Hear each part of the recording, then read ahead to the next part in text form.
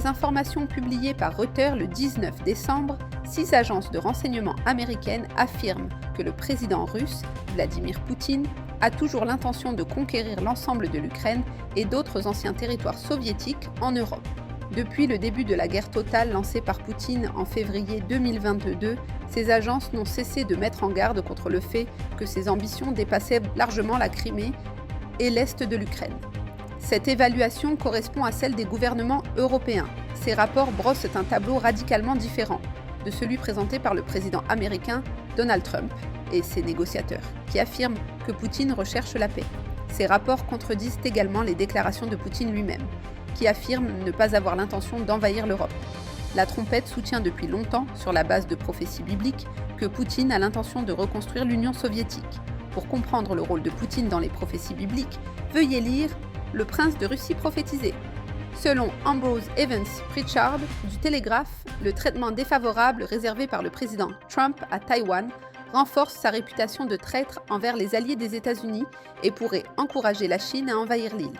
En juillet, l'administration Trump aurait refusé au président taïwanais l'autorisation de faire escale à New York, la Chine s'y étant opposée. En août, le président Trump a imposé des droits de douane de 20% sur les produits taïwanais, un taux plus élevé que celui appliqué à d'autres alliés asiatiques des États-Unis, comme le Japon et la Corée du Sud. En novembre, alors que le dirigeant japonais avait provoqué la colère de la Chine en déclarant qu'une attaque contre Taïwan entraînerait l'intervention du Japon, Trump avait l'occasion d'affirmer son soutien au Japon, allié des États-Unis, de soutenir la souveraineté taïwanaise et de défendre l'ordre mondial fondé sur des règles. Au lieu de cela, il a essentiellement demandé à la première ministre Sanae Takaichi de modérer son discours, bien que l'administration Trump ait approuvé une vente d'armes record à Taïwan. Le président chinois Xi Jinping a interprété ces autres développements comme un signe que le président Trump accorde peu d'importance au partenariat américain avec Taïwan.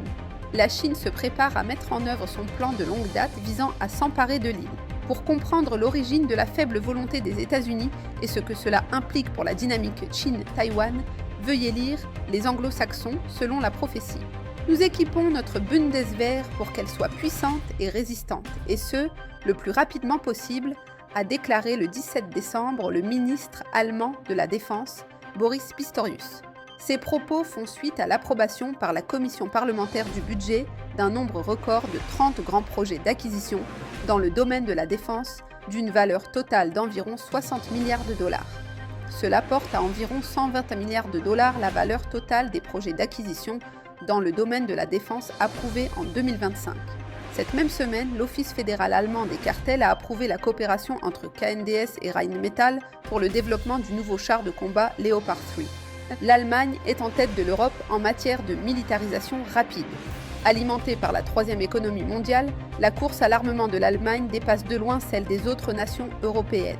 L'industrie de l'armement, qui a contribué à déclencher 2 guerres mondiales, se prépare pour une 3e fois. La Bible nous avertit que l'histoire est sur le point de se répéter. Pour en savoir plus, veuillez lire L'Allemagne s'arme pour la 3e guerre mondiale. Pour en savoir plus sur l'actualité mondiale et son lien avec les prophéties bibliques, veuillez consulter le site latrompette.fr.